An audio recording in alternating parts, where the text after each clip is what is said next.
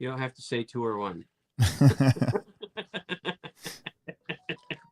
I just got the ping, so I think we're on. There we are. Mhm. Oh, You're nodding. I am nodding. Well, here we are. Here we are for a once a month. Yeah. A once a month Hobbyplex show podcast. This is 133 now. Yeah. It's pretty cool. Mhm. I just got back from fishing. Nice. I caught 2 fish in 4 hours. Anything you're gonna eat? No. Oof. Nothing worth eating. We haven't caught a lot of, or we haven't kept a lot of fish. There's 2 reasons for that. A, I don't feel like cleaning them, and B, Gretchen would yell at us. So You should just like keep one as a pet if you get a little one. Maybe. And then like feed it and make it like really big and fat, and then go put it in the stream or whatever, and see if you can catch it again later.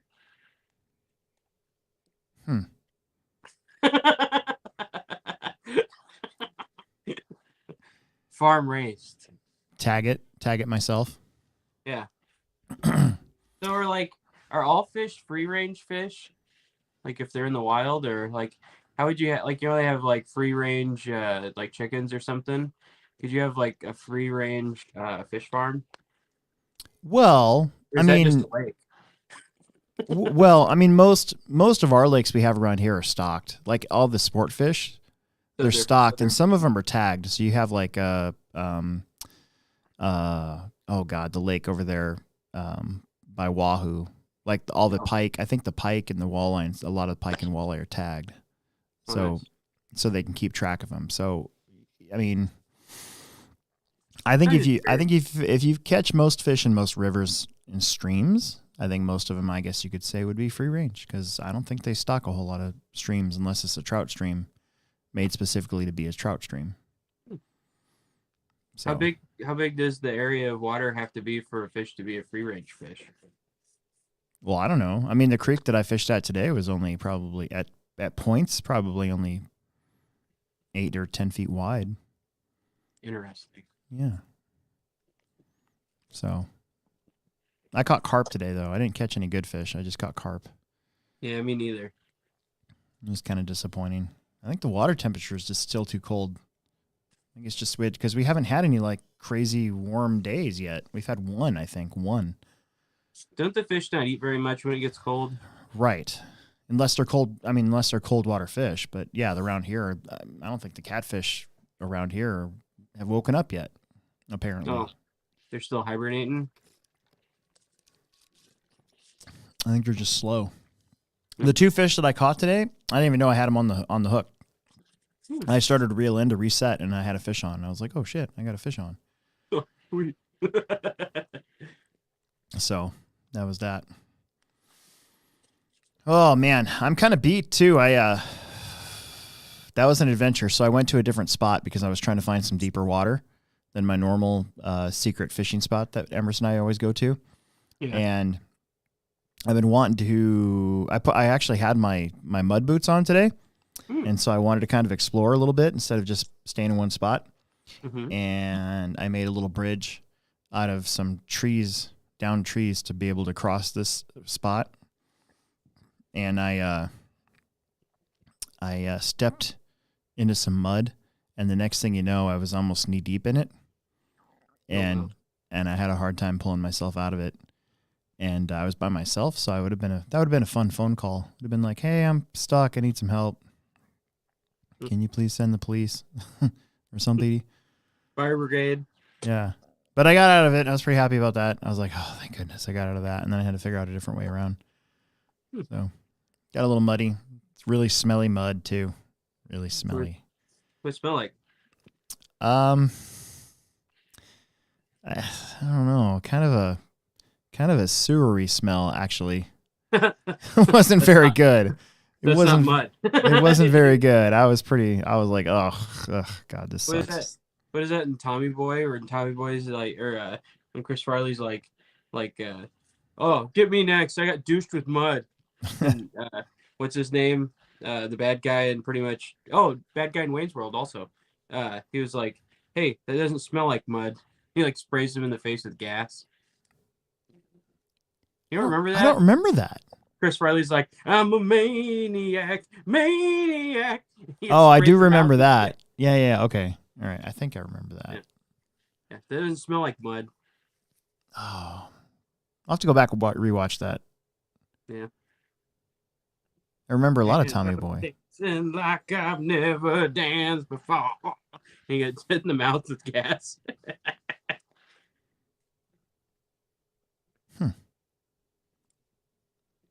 I'm honestly having a hard time remembering that. I feel really stupid because I watched. I mean, I know that movie.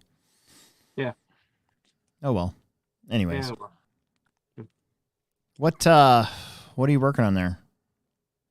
Oh, just my two-wheel. Mm. Mm-hmm. I brought my cars home and then I haven't looked at them yet because last night I slept like a baby last night and today. Yeah.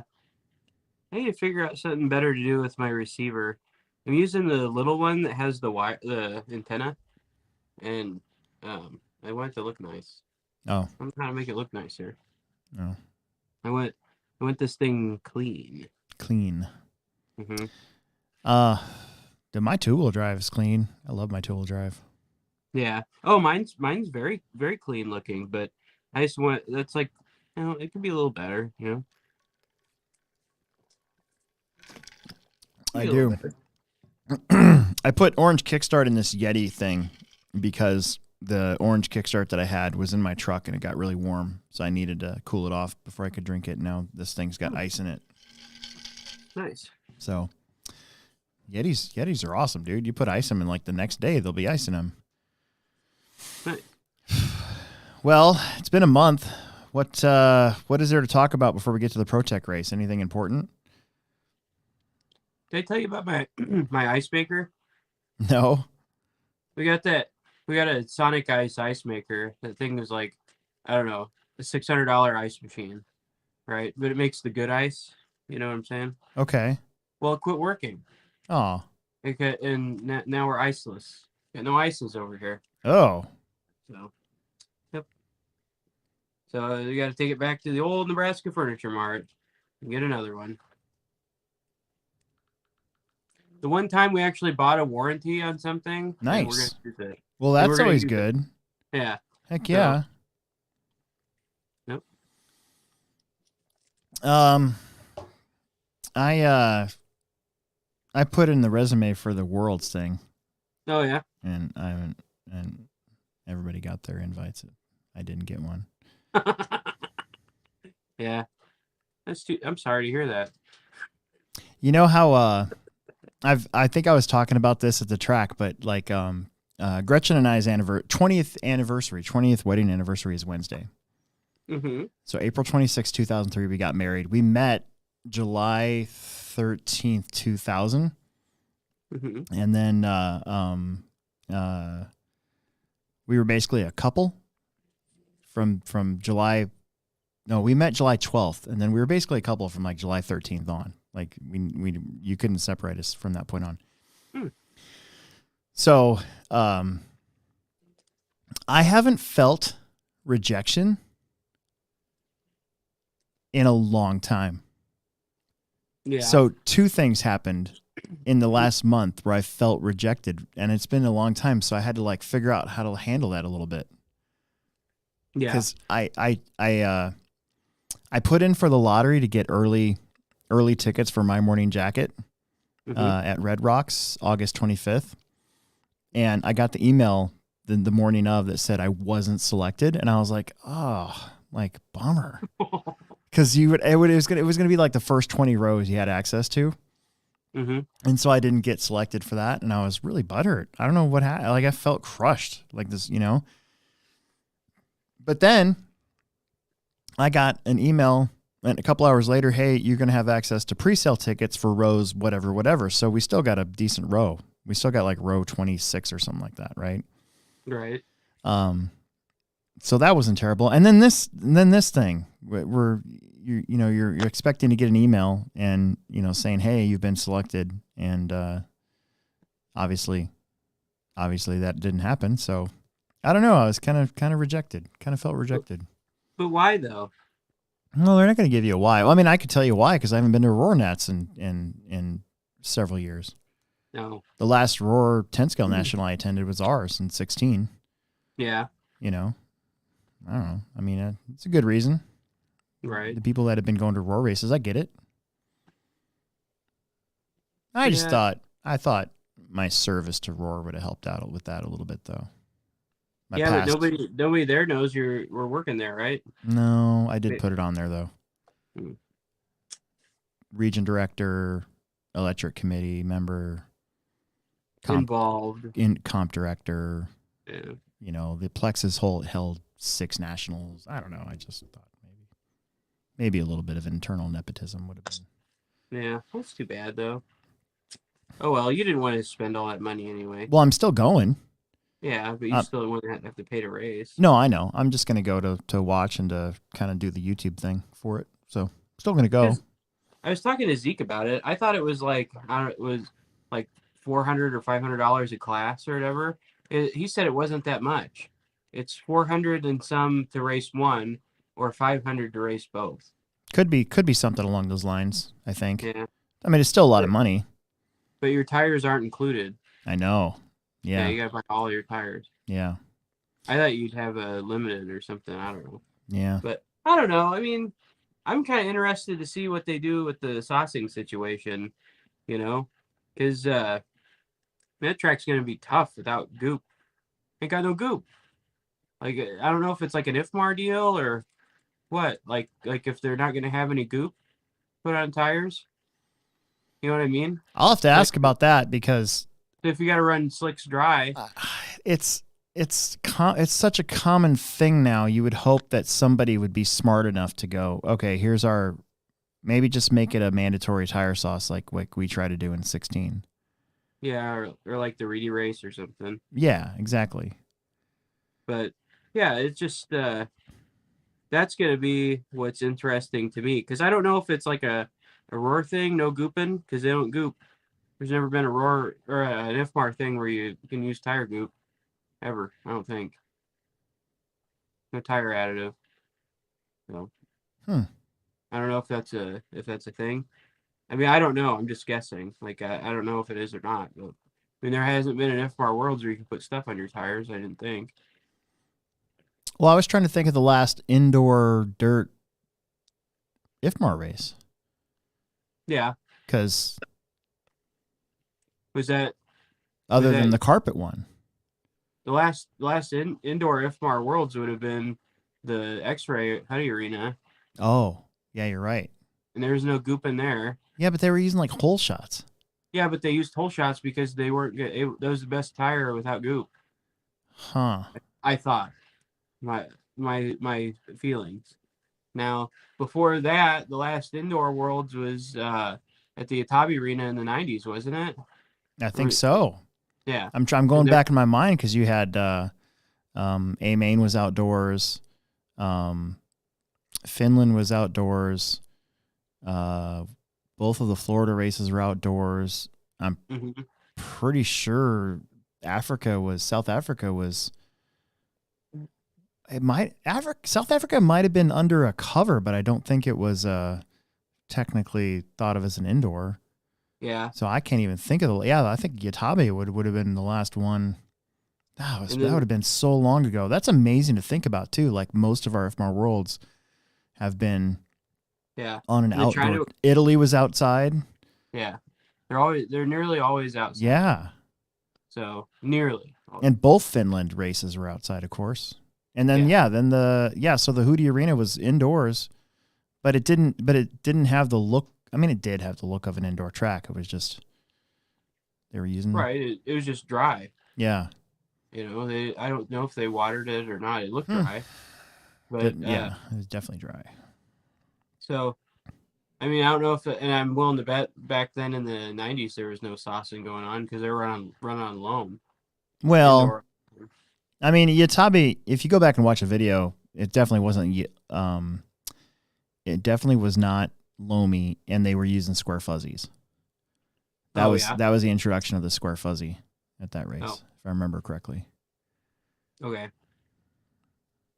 And well, I mean, it looked like loose dirt, or fairly loose compared to what we run on. Compared to what it would be now, it would. I guess it could be kind of considered loose.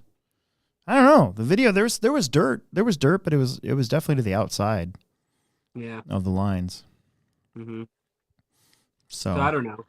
I mean, I just think that I don't know if that's going to be a thing or not, because I mean, they might just say no additive, like it's same for everybody. Nobody cares. Boy. But I just know Hobby Action. Well, they do have the Mister system now. Yeah. So maybe that would help, but still, slick tire at Hobby Action would definitely not be fun without sauce. Yeah, I don't know. You would imagine they would have tested it.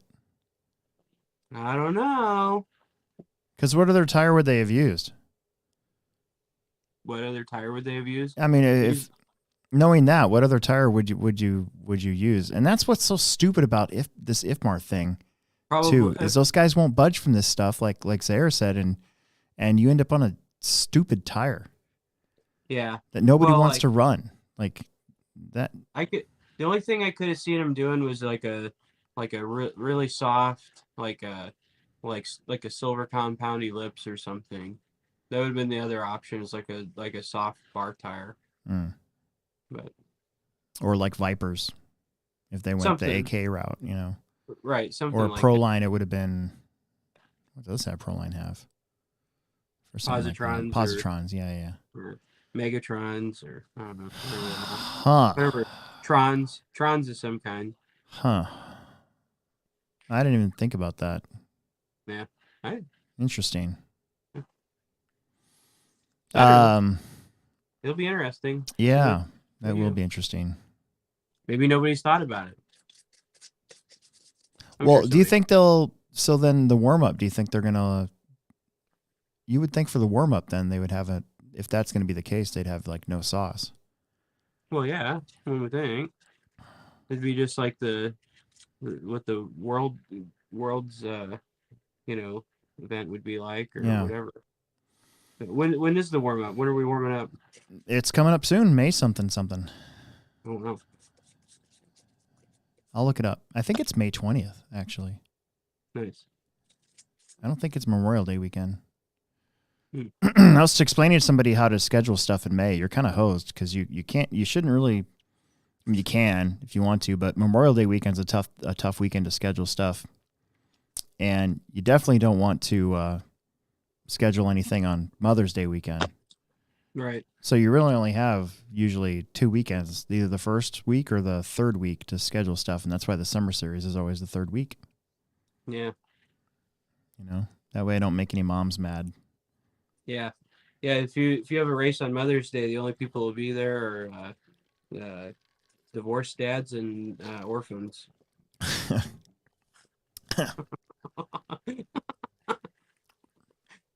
Yeah, the saddest probably the saddest club race, the saddest club race ever. Yeah. Well, tonight, speaking of scheduling, tonight when I get home, I got to make the flyer for the Hobbytown garage sale. Oh, nice. Is that coming up again? I am way behind on that. I need to get that out because it's next weekend. So I only have 2 weeks to pump it up. I should have started probably a month ago. I feel kind of stupid. But I think we'll still have a ton of people come. So yeah, I'll just do it. I'll make the flyer for it tonight and get it on the official Hobbyplex Facebook page and get it on our Instagram and start pumping it out there. But it's going to take me a little while. It's going to take some hours to get everything organized. We have a lot of stuff. Again? Yeah, it's been 2 years.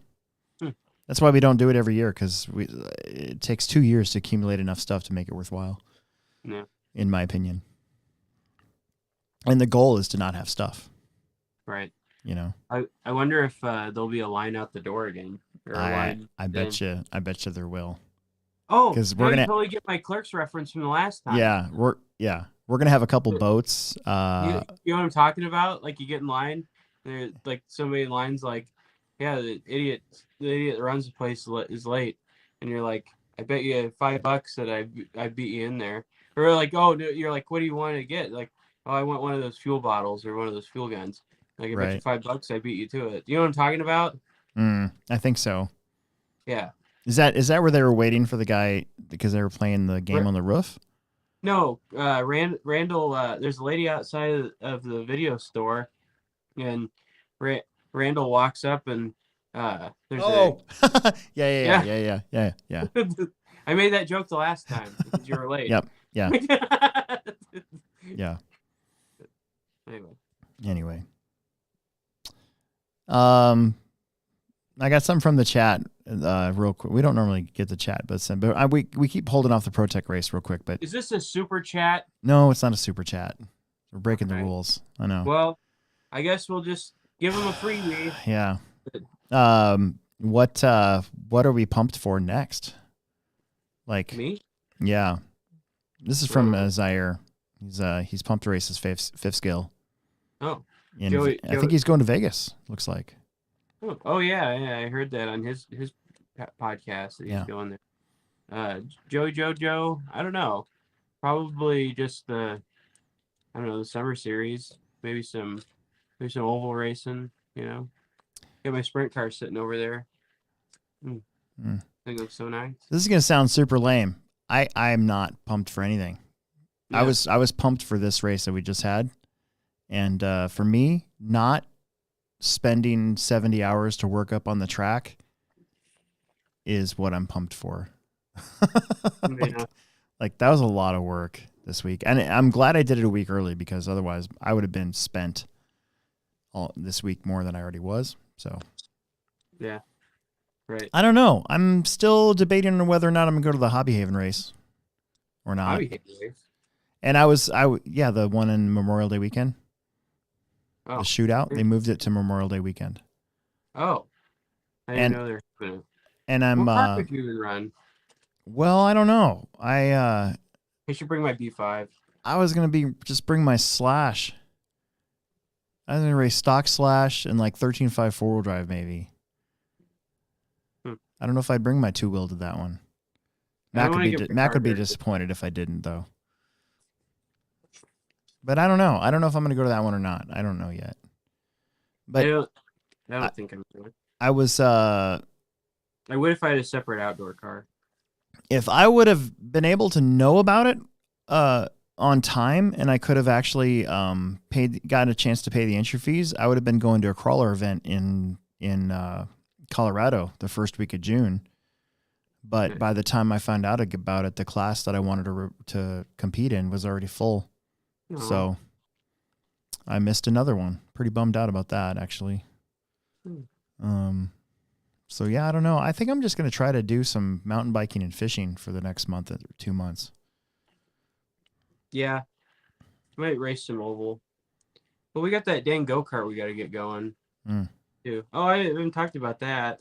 So like my last go-kart is my friend Mikey Gablehouse. His dad bought it from me when I was in trade school, and I sold it to him, and he never did anything with it. They ran it up and down the street one time, but that thing is like a Tatty Waddy's like Champions Edition.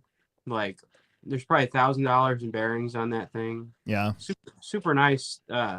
Was it Phantom Racing Chassis Phenom, and it's like new. I only ran it like 4 times, and so the thing's been sitting there for like the last 12 years, not doing anything. But now they run this like that box stock like Harbor Freight engine class with Hoosier tires and go karts with no cage on it. So we're gonna do that with it and take turns racing it every Friday night. So that's what I'm looking forward to right now. I'll have to get. I put J Concept stickers on that last go kart I ran, so I'll have to get some nice J Concept stickers. I feel like, I mean, I know you took a little break from off-road in general and raced a little bit of oval, and that kind of got you reinvigorated a little bit. And then you had success this week. We're going to get to that. But I'm kind of feeling like last year we spent, my son and I and you, I mean we went hard at RC.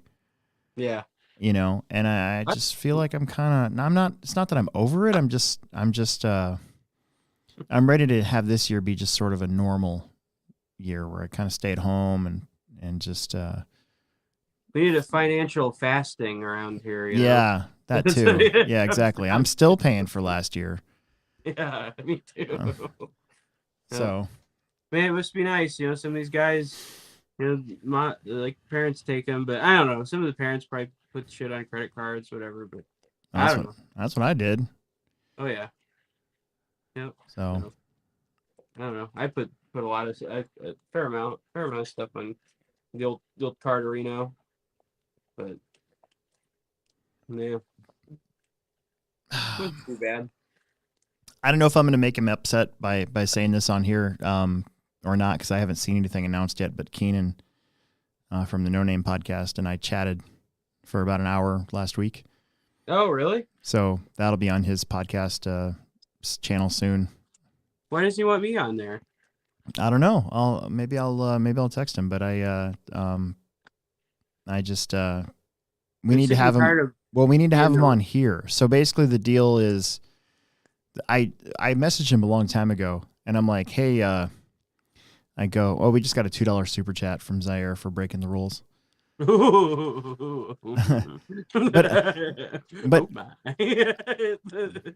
the what was I gonna say? Oh yeah, the thing was, I was like, hey dude, we should trade podcasts. Like, I'll have you on ours, and you have me or both of us on yours. No, you didn't say both of us. No, I didn't say both of us. I said, hey, should have me? So anyways, so yeah, we need to get him on here at some point. Maybe next time, or maybe we can have a one-off. Yeah, or something. We can fit him in. Yeah, we can probably squeeze you in. You know, we got a lot of stuff going on. Dude, Do you have anything to talk about? The chat got so the conversation though. I want to say something on here. The conversation was pretty good, I thought, but I did leave out some stuff. Yeah. So if I just want to say that, I kind of left out the whole TLR sponsorship thing. I have a hard time tooting my own horn sometimes, I guess. Yeah, toot it up. So like, I didn't even mention that I was a TLR driver for as long as I was. And so that was not a slight. I didn't do it on purpose. I just want to say that if anybody's watching. Well, I'm upset. I didn't do that on purpose. I just the conversation got away from where we were. And so I left it out. I kind of forgot. And then after it was over, I was like, oh, shoot, I didn't even mention that I was a TLR driver from this point to this point, you know? Because that was like a life goal of mine, you know? So but I left it out. I feel really stupid. Yeah, I always forget stuff like that too. Whenever I get on like a podcast or something, I always like RC racing very much. Yeah. You know? Derp. Yeah. So that'll be fun. But I think he's gonna have that. He said he needs to edit it and all that stuff. So just I'll be patient. Kind of wonder if I should put a carbon transmission in this hog. Yeah. Did you get the new front axles? What do you mean? The ones where you can put the hexes on? Did you get those yet? No? Okay. Mm-mm. I want to get those. Dude, it's funny because like a month before that, like I would have wanted some. I wanted some for my sprint car, and I was gonna make some. And I texted Jason. I was like, dude, you guys should totally make a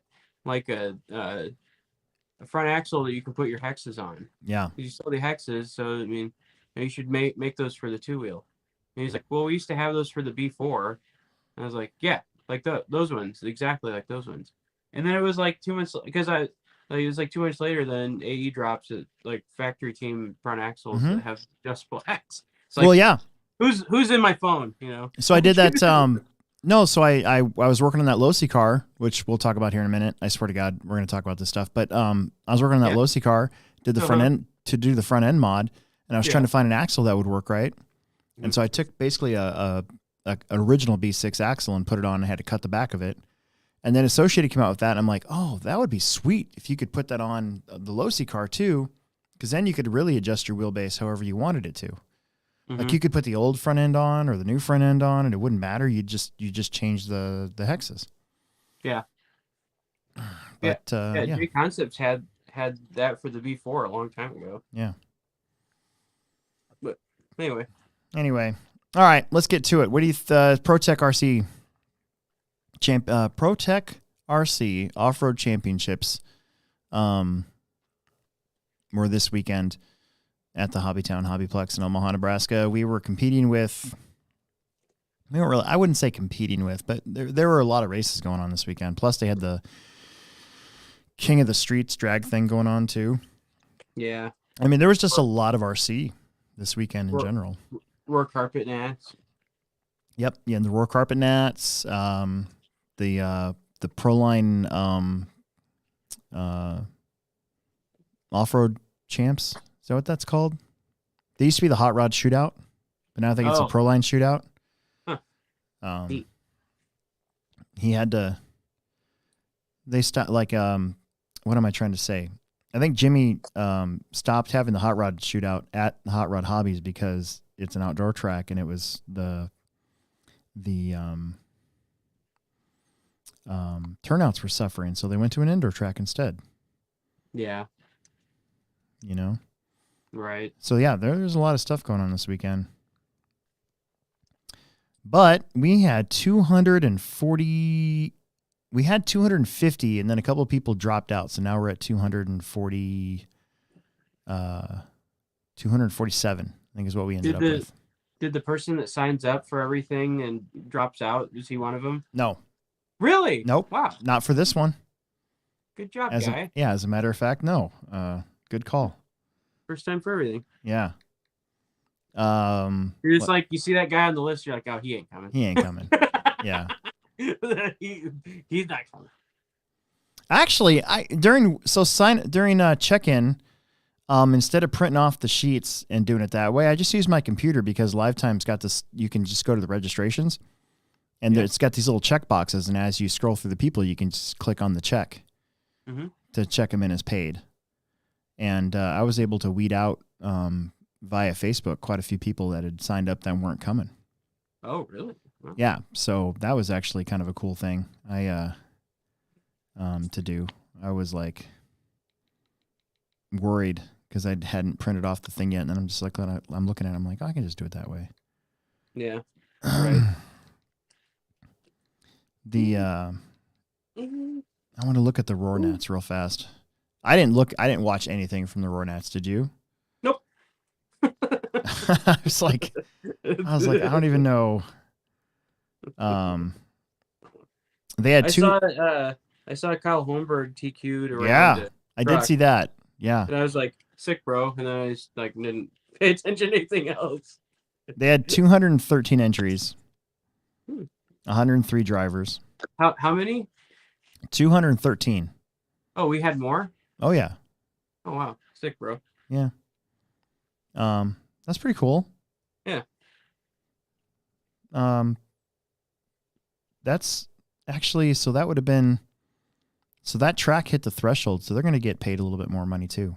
So that's good. More money. Because I think it's over 130 entries. Then you start getting most of the entry fees after that. Gotta get that more money. Yeah.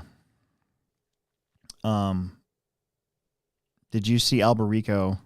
I know I said we'd talk about the ProTek race, but here we are. We're getting to it, guys. Did you see Dave Alberico finish second in the exhibition 40 plus class down there? No. Yeah. I'm trying to find it. Did they have AAA mains for everything? Stadium truck AAA mains. I want to see where Kyle finished fourth. Oh, that's not bad. Who won? Le Riviere. Oh yeah. Mm-hmm. Cool. Did you see how many mod trucks there were? No. 7. Sick. I could have been a Roar National Champion. Well, who won? Well, Dakota won. Oh. It was Dakota, Spencer, Brock was running a truck, Ryan Cavallari, Tater Sontag, Juan Lopez, and Quincy Adkins. let's just Anyway. say, I mean, not to like doubt your skill but or anything, but you would have been an A-mainer. I could have taken him, I think. I don't know. Truck on carpet's just kind of eh. Yeah. I'm gonna get a text from Dakota like talking shit. Oh, this is so weird. I hate how they do this. They ran the Masters buggy B main at like race 30. I'm trying to find the Masters buggy A main. It's probably look, it's like race 10. Ooh. Wouldn't that suck? That means you got to get up. You know? Yeah. Usually if you make the A at one of these single main, you can just wait, hang out. Yeah, that is nice. Yeah. Paul Wynn won. David Alberico second. Jason Rona finished third. Wow, holy crap, the finish was crazy. I need to find video of this. Alberico 18 at 513.2, Rona 18 at 513.6, and Ciccarello 18 at 513.8. What the heck? Wow. I got to go find video of that. I'll have to watch the live stream now. It's probably like really boring and like they just follow each other across the line in a perfect like line or something. Like, oh, that was uneventful. Wow. Cravata broke too. I think he was pretty fast there. I know he finished he might have TQ'd around actually. Huh. Anyways. Oh. All right, back to so yeah, that was pretty cool. Back to the ProTek race. 247 entries. What'd you think of the awards? What about them? What did you think? Well, for those following along at home, so like one of the things that I started doing is just signing all my trophies. So I know, so if like somebody steals them, they're mine. But I think they look nice. Okay. I don't know, nice, modest. You know. Okay. Something you can display for years to come. You know. Yeah. So originally, with certificate of authenticity. Originally, I'd wanted first, second, and third place to be lit up from the bottom. Yeah. I thought that'd be really cool. But first, second, and third. Yeah. Oh, I could get a lit up one. A lit up one. Yeah. Oh, big dumb. So that's why they were going to look like that in the stand, and they were going to have a light coming up from the bottom. But I guess the light up stand was like too small, and they would have fallen over. Give me one. I want one. Easier. Well, all you got to do is get a little LED thing and set it below it, and then have it shine up. Oh, I have to get one. Yeah, you have to get one. Yeah, exactly. It'll just be unlit forever. Yeah. This trophy's not lit, bro. So I don't know. I'm glad that kind of bugged me because the first, second, and third place 40 plus ones fell over and broke. Oh, wait, which ones? 40 plus, first place, second place, and third place. I guess some kids were wrestling near the trophies. Because dude, there's some kids wrestling near my bags, and they fell over and hit their head on my bag. I was like, dude, get out of here. God. Yeah. So they knocked the first, second, and third place 40 plus trophies over, and all three of them broke. Wow. They had to be glued back together. So my first place one's got a big glue thing right down the middle of it. Dude. Not sick, bro. Yeah. So that's what I was telling people to be careful with them. Yeah. I wanted to do something different. I'm probably the only person that was like, I wasn't sure if I liked them or not. Maybe. I don't know. I thought they're cool. Something Okay. different. All right, good. Yeah, I'm impressed. I will have this on display. I just didn't want anybody to think we were being cheap, because I can tell you how much those cost. That table. Oh, definitely cheap. Dude, that table of awards was $1,600. Oh, really? Yeah. Oh, wait, how much is that each? Well, I mean, I think first place, I don't know, is a lot. First place would have been like what, $50? Well, normally we spend $1,300 or so on trophies, so it was more than what we normally spend. Did you get those locally? Race rewards from Gravity RC. Oh, that's cool. Yeah. So Zach Rose made all those? No, not Gravity RC. Yeah, it is. Brandon. Brandon Rhodey? No, not Brandon Rhodey. That's not that guy. All of you? No, hold on. You're putting me on the spot, and I always forget. I always forget. But it's race-rewards.com. And where's my email? Damn it. Yeah, Brandon Skews. There you go. Oh. Who's that? He's Genesis. There you go. Genesis RC. I kept saying Gravity RC, and I knew it started with a G. It's Genesis RC. Old Genesis. The guy who does the cool, who makes the cool pit boards. Oh, neat. Remember that cool pit board that I got that Volker's got me a long time ago? Yeah, they got that from Genesis. Neat. So. Does it play Sonic games? No. Oh. Oh, Genesis. Sick, bro. All right. Well, anyways, okay, so that's cool. I'm glad. Maybe I was the only one that was worried about that. I thought they looked nice. Especially when they got knocked over and broke. I was like, no way. So beyond that, let's see. Let's get to it. What did you think of the track layout? If you're in the chat and you race this weekend, put in there what you thought of the track layout for me. Unless it's bad, then don't say anything. This is probably one of my more favorite layouts. Like, it was technical. You could overdrive it. It was very 10 scale oriented. There wasn't anything that your car was like flying 60 feet in the air. You had a risk reward section. It was nice. It was just like a nice, technical, 10 scale layout, It was a 10 scale layout. There wasn't anything very big on it. And that was a change from me. I usually put something big, like a triple or something, and I didn't do it this time.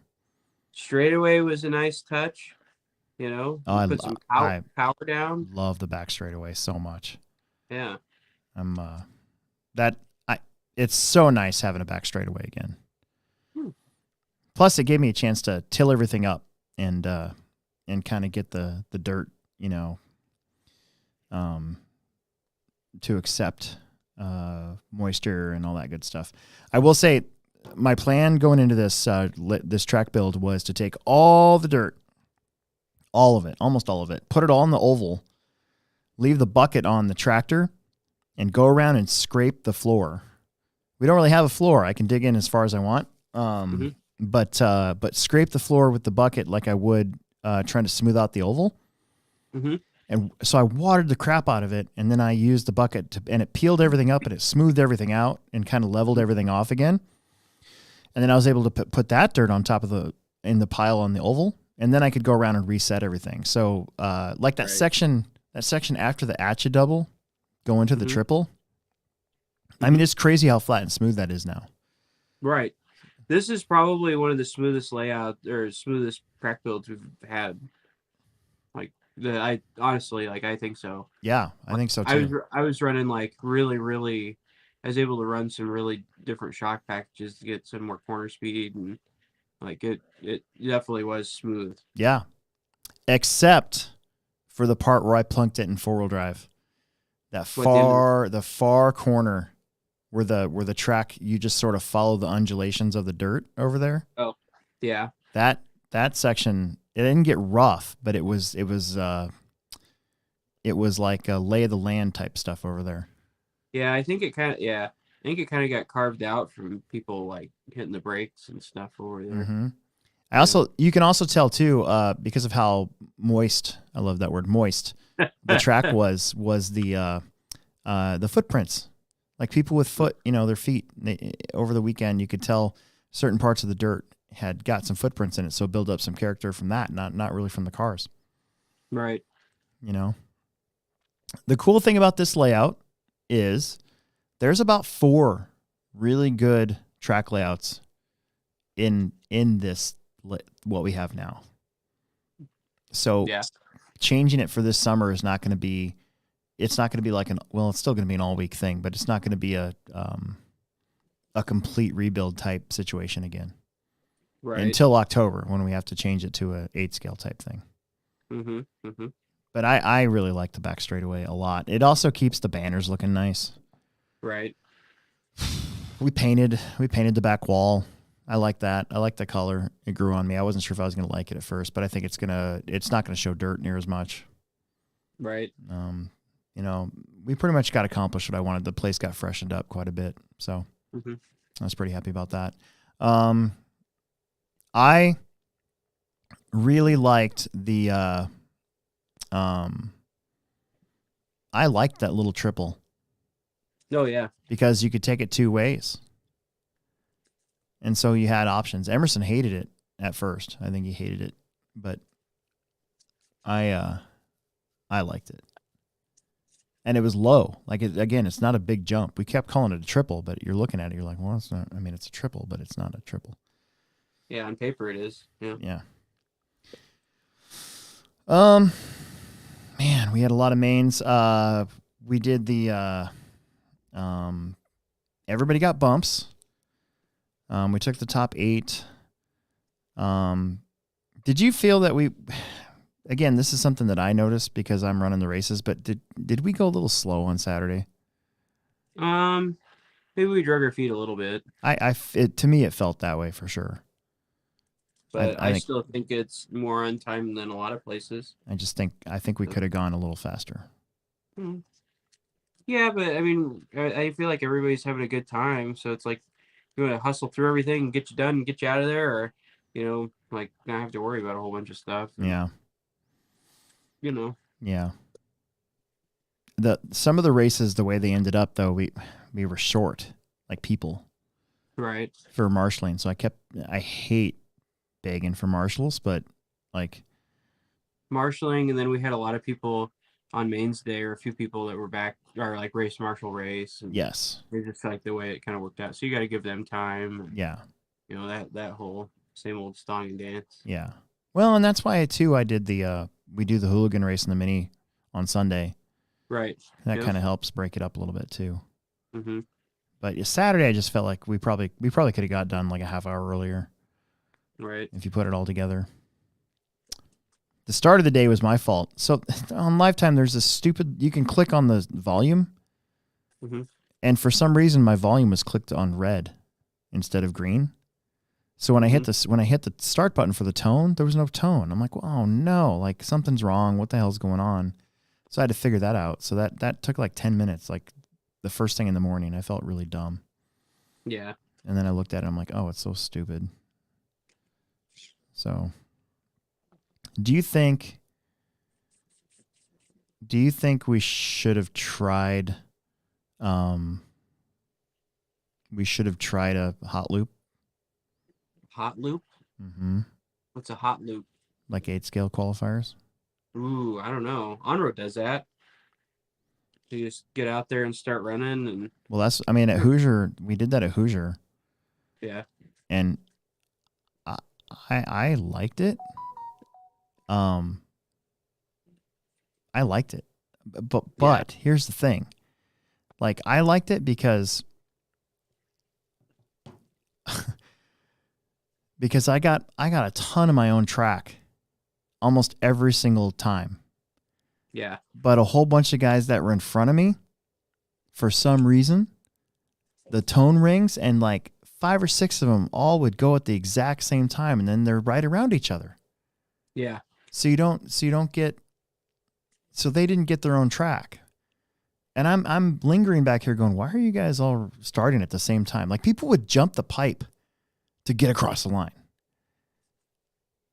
And I'm like, and I'm up on the stand like, what are you guys doing? Like, you had like all this room to yourself, and you're going to cut the track to start the race right in front of 3 other people and right behind 2 other people. And I'm just hanging out in the back waiting for all that to happen. And then I got to go. My 13.5 qualifiers were mostly pretty awesome at Hoosier. It was great because I just watched all these guys go. And then I'm just like, oh, I'm just going to be over here. It sounds good and all, but I don't know. I mean, I think that like if somebody had a problem or whatever, they just get forgotten about, That too. Yeah, that too. Because there was no mercy, right? Yeah. No mercy at all. If you were late, you were late. Yeah, I don't know if I necessarily like that. And that's coming from a guy that's usually always on time. Yeah, but in my mind, there's it'll definitely make it go faster. Qualifying would definitely go faster if we did it that way.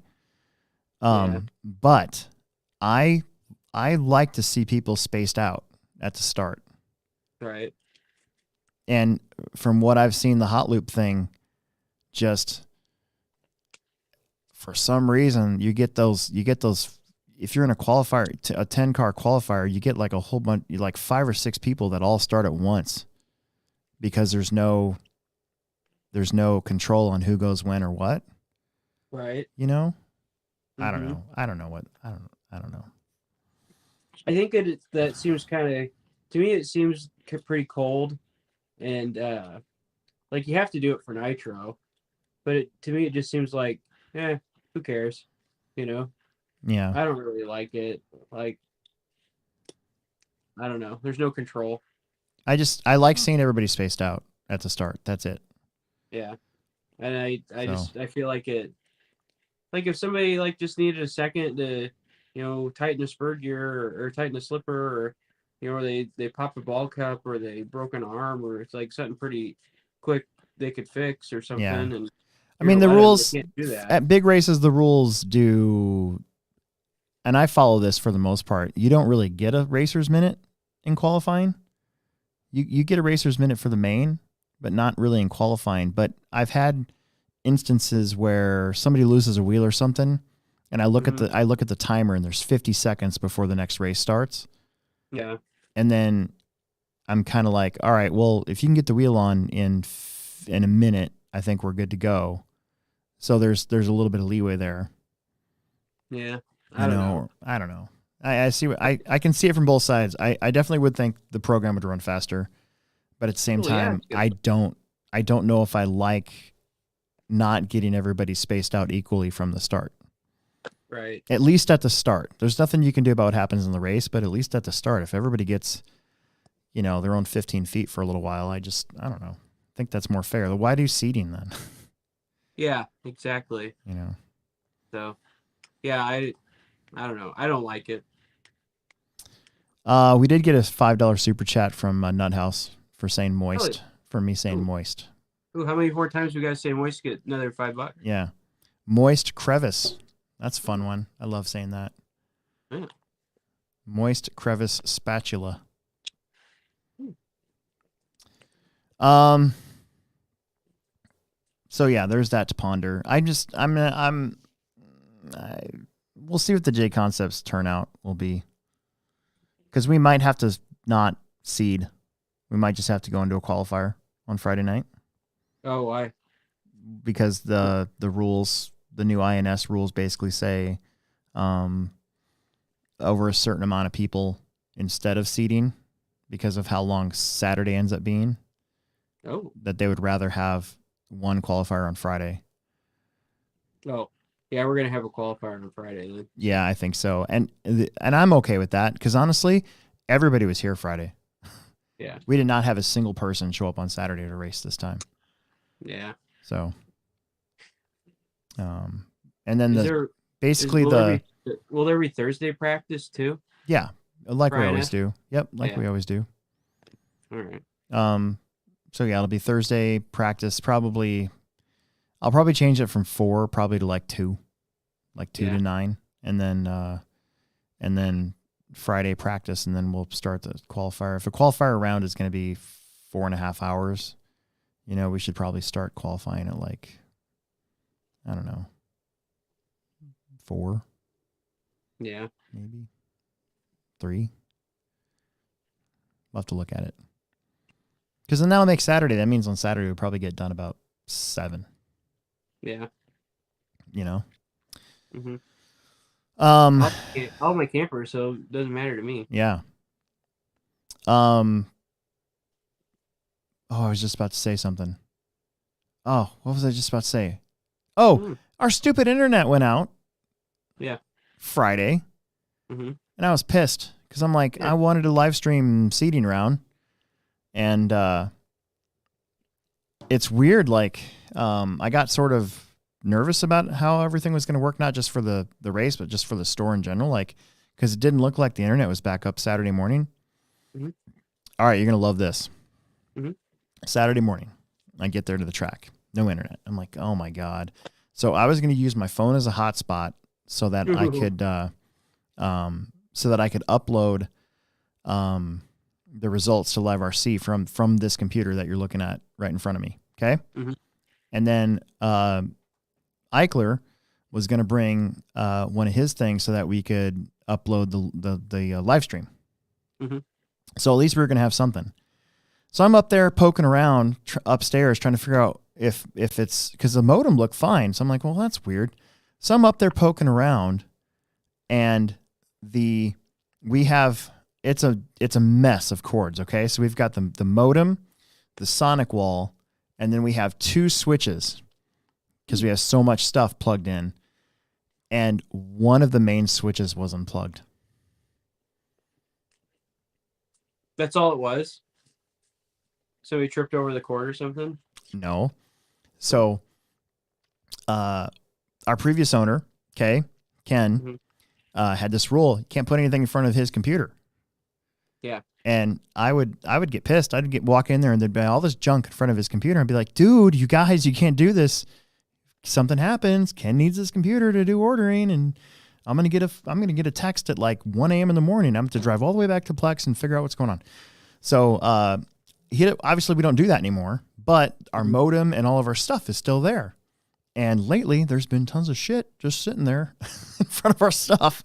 And a chair had gotten put there, and then I think the chair got like moved by dragging it.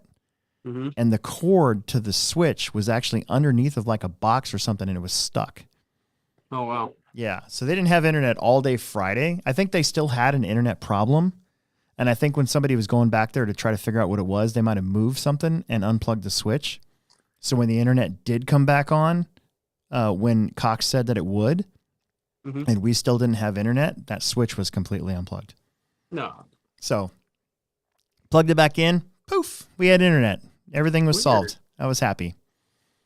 So I was able to live stream. That's fun to go back and watch the live stream, especially when you accidentally take your son out in an A main and he complains about it, and you can show him that it was kind of like his fault, sort of. Oh, yeah, totally Emerson's fault. Yeah, absolutely.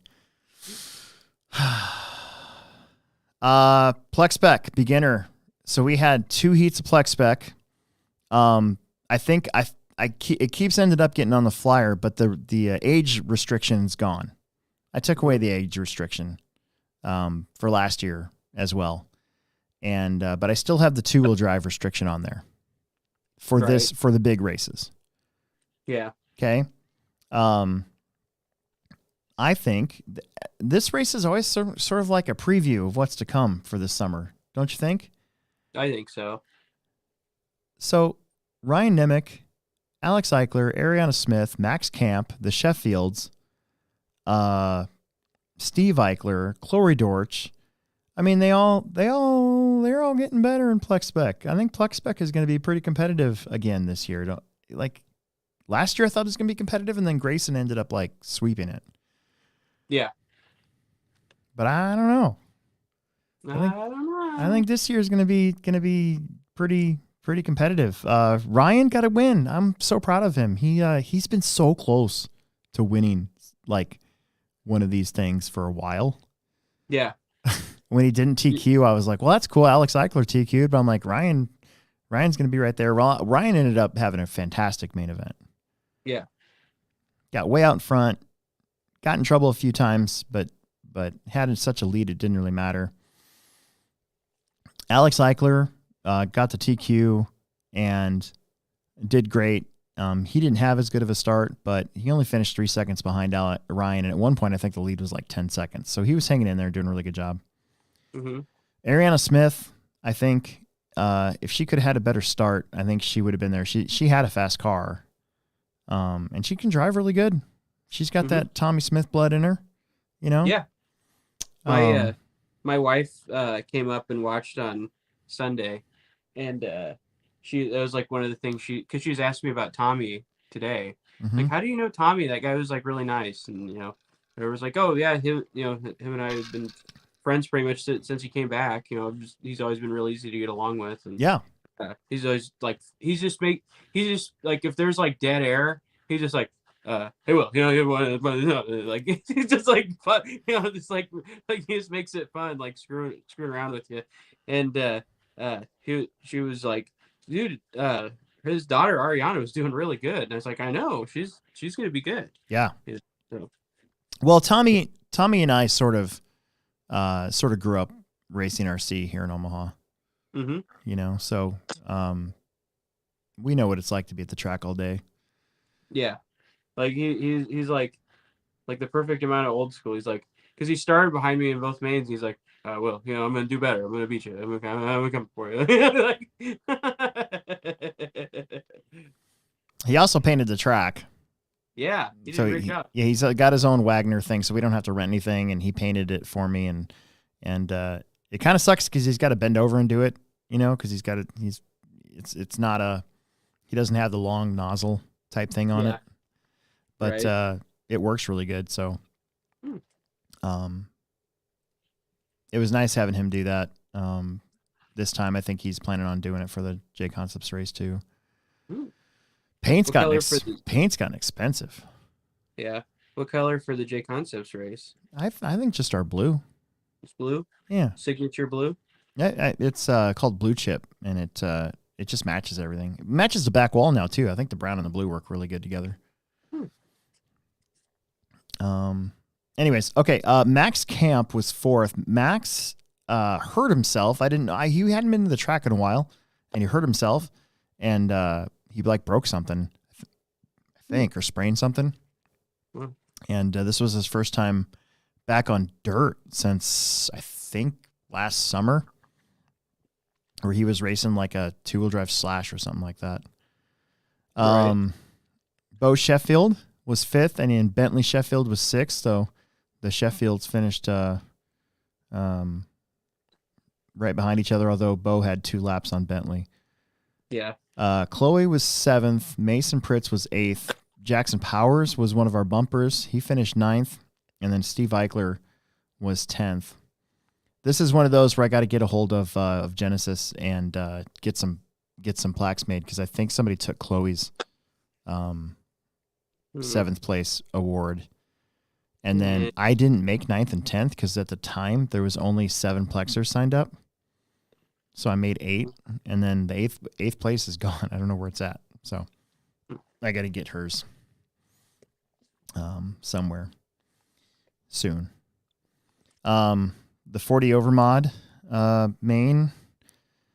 I don't know how to describe it.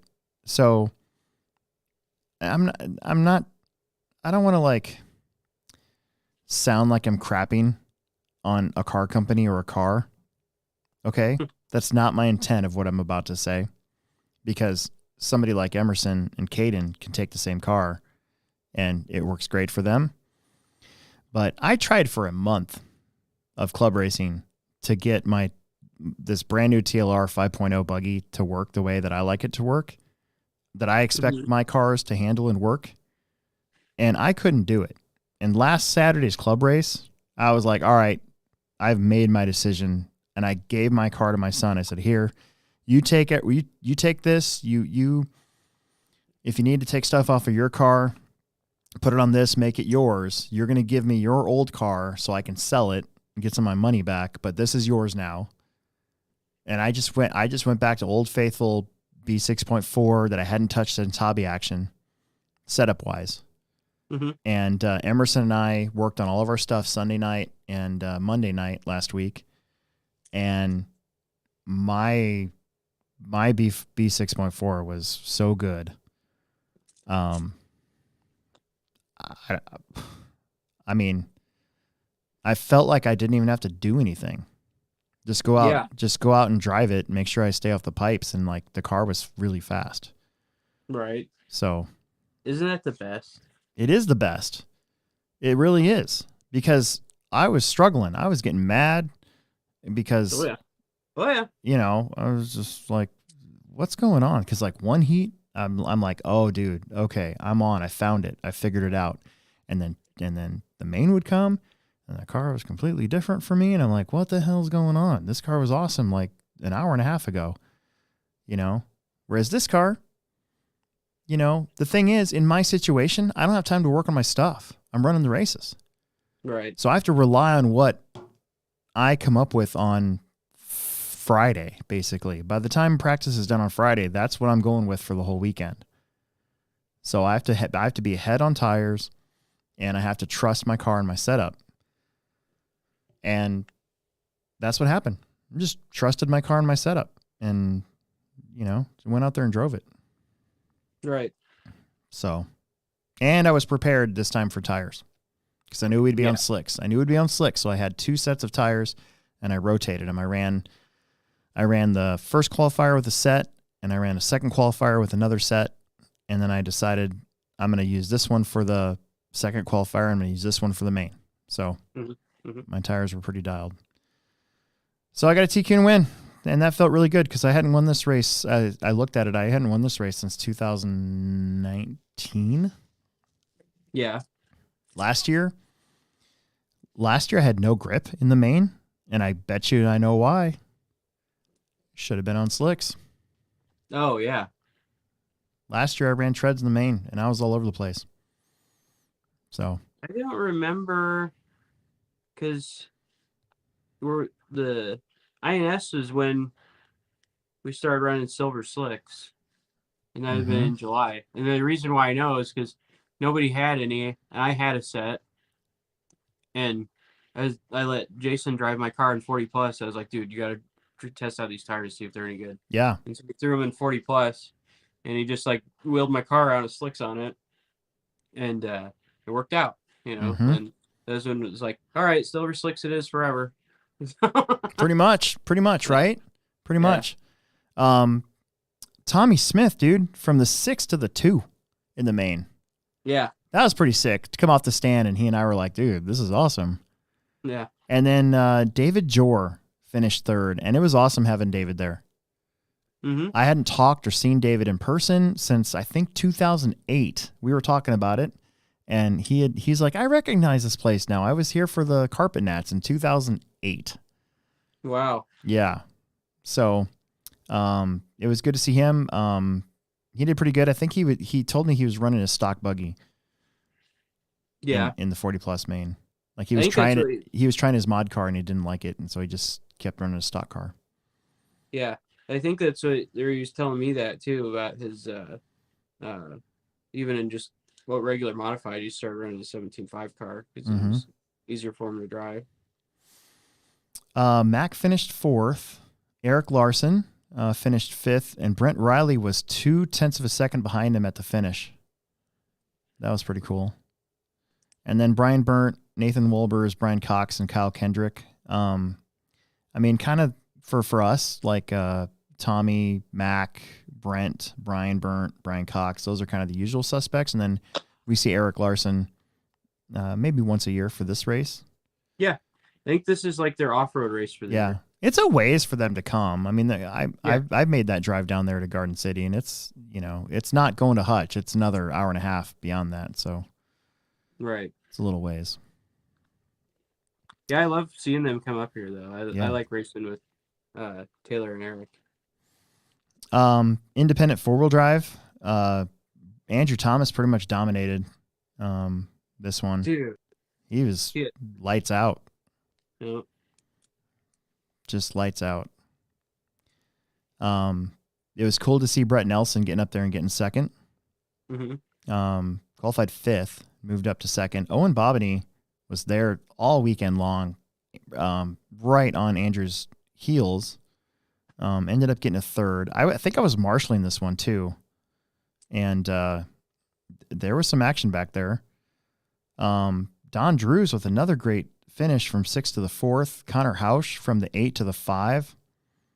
I don't know what it is about Connor, if he's watching or listening right now, but he always seems to get punted by somebody in the qualifiers or the mains. Yeah. So I think he probably could have qualified higher, but if I remember right, like he had a couple rough ones there That kind of Yeah. kept him from getting up there. John Berdine finished 6th. John Haas from the 10 to the 7. Ronnie Wint, his brand new X-Ray, finished 8th. And then Matt Robinson was 9th. And then Dalton broke out. So I feel like if Dalton wouldn't have broken out, maybe he could have had something for Andrew. But Andrew was lights out in everything he drove this weekend, really. Mini Truggy, speaking of lights out, was Logan Prismanis. He's got that Techno sponsorship, so he only ran 4-wheel drive and Truggy. Nice. And big shout out to Don Drews here, though, because Don Drews actually kept Logan within sight. So if something crazy would happen to Logan, Don would have been there. Logan didn't just drive away. But those two kind of did drive away from everybody else. Tyler Fleming from the 5 to the 3, and he's running that, I think, a PR PR Truggy. Oh, really? It's got a cool body, like a very low, slammed looking body to it. Evan Tapp from the 6 to the 4. John Haas, 5th. Johnny Powers, 6th. Chris Martin was the big dropper there. He had some rough luck though too. From the 7 to the 3. Ronnie Went was 8th. Dylan Haas made the main, bumping up to 9th, and Dale Reek also bumped up, finished 10th. So they finished right where they bumped up to. That was pretty cool. Let's see. Where is independent 2-wheel drive? Did I skip it? Oh, I did skip it. Again, Andrew Thomas, lights out in 2-wheel drive. Finished a lap ahead of everybody. Owen Bobbany looked great all weekend. Again, he was on Andrew's heels, but Andrew I don't think he crashed once. It was awesome. Owen was 2nd. John Berdine was 3rd. So it's exactly how they qualified. 1st, 2nd, and 3rd. Dalton Conrad finished. Wow, this is crazy. So Dalton qualified 4th, finished 4th. Brett Nelson qualified 5th, finished 5th. Connor Hausch qualified 6th, finished 6th. So your top 6 finished right where they qualified. Wow. Then you had Justin Seeby 7th, Mason Burke 8th, John Haas 9th, and Kyle Fisher. Kyle Fisher broke out. Now, Kyle Fisher's had a previous independent win in this class, and if I remember correctly, he bumped up like 4 times to do it. Like at a horrible, I think it was 2 years ago. He got a horrible, I remember that. Right? That kid, he bumped up from like the D main and ended up winning independent. Yeah. So he had a fast car too. I was watching him in qualifying. I'm like, dude, he's got a really fast car this year again. But just broke out, so he couldn't do anything with it. Dang it. I know. And then we'll get to the AAA mains here first. Stadium Truck. I'm very proud of my son. Emerson Sturgeon got the TQ in a win. He was not, at first he wasn't planning on running truck, and then all of a sudden, like halfway through this week, he's like, hey, I'm going to run truck too. So he put it together. Dude, it's crazy. I haven't touched any of, well, I shouldn't say that. I did have to touch his 4-wheel drive, but I haven't really messed with a whole lot of his stuff, and he's been doing it on his own. And he got his truck all ready to go and just went out there and drove it really hard again. His tires were pretty blown out. We probably should have gotten a second set of truck tires, but didn't. But he handled it. So Andrew Thomas was 2nd. Tom Smith from the 6 to the 3. So another great finish for Tommy. Owen Vanderbeek had sparks with his truck, just up there top 5, finished 4th. Brian Burnt, previous Summer Series champ, from the 7 to the 5, so he gained a few spots. Dostin Hosick was 6th. Dalton Conrad was 7th. Connor Herrick was 8th. TJ Williams was 9th, and Evan Tapp was 10th. And now let's get to the AAA mains. So here we go. 4-wheel drive. This year was weird. I only made A main awards for 4-wheel drive because I kind of had a feeling there wasn't going to be as many. Mm-hmm. And I almost ran my 13.5 car in mod as a 3rd class. But one of the reasons why I didn't do it is because I would have blown out my tires earlier. Oh yeah. So I didn't do it. But Nick Gibson, Got the win with 2 firsts. He had to work for it in the second one. The first one he kind of drove away, but the second one he had to work for it. Mason Herrick was second, and Alex Vanderbeek was third. Taylor Larson, Brandon Carney, Mitchell Pavel, Weston Gabriel, Colin Bourne, and then Brian Cox. He actually left early. I think he raced the first one, but then left early. So, there was 9 mod 4 wheels. I get why that always struggles number wise, because you're going so fast that it's very easy to break stuff. Oh yeah. Mod 2-wheel drive had Nick Gibson taking the win. Alex Vanderbeek finished second, and then you cracked out a top 3. Mm-hmm. And you had the better tiebreaker, I believe, time-wise, because right. you won a main number 3, and your A2 was pretty fast. Yeah. So. Who did I tie with? Filbert. Oh, really? Yeah. Yep. Nice. So, just all I got to say is congratulations, because last weekend you were like me with my Losi car. You were pretty bummed out because I don't think you felt like you were going to be very fast. No, not at all. I don't know. I just didn't know if I was really liking what I had going on, and I don't know. I just kind of stuck to the plan. I was like, it'll be good. It'll be good once there's more traction. It's all grip related. I also felt like you just needed more time. I mean, last week was really your first club race. Yeah, since December. Yeah. So I mean, we all had a month. We all had a month on you. So even though some of us were struggling, like me personally, I was struggling with my car, my Losi car, but I was still pretty fast, especially in that first qualifier where I got the TQ. Mm-hmm. But you just hadn't had the drive time, in my opinion, the wheel time. So right. I think once you got the wheel time, and then like you said, the traction comes up, and your stuff will get better, because that's what your stuff is set up for. I never took slicks off my car. I saw other people trying treads out, and I'm like, no, I'm leaving them on. It's fine. If you plant your car in the groove, regardless of what's going on out there, you're fine. And then as the weekend progresses and more people use slicks, you can get out of the race line a little bit and still be fine. Right. Yeah, I just used older slicks when the track was still kind of green, and that's what had a little bit more better grip. But then for the mains, I was running fairly new slicks. Yeah, they're really tight. Yeah, dude, I went out on brand new slicks Friday night practice. Yeah. Holy jeez, dude. I was like, that was the first time that I can remember going out on brand new tires, and they actually worked. Like usually we got to sit there and we got to break them in. You got to like put them on the thing and break the foam in, and then you got to heat cycle if you're doing golds or whatever and all that. And dude, they were fantastic with the way I was applying my sauce. Yeah, they were fantastic. I put on brand new slicks. I didn't even scuff them. No. For my main tires, I did. I just scuffed them for like 10 seconds, maybe, just enough to take the glaze off of them. Sure. And then I put that TDK sauce on them, and I put them on the tire warmers for 10 minutes, and they were fine. They were like perfect.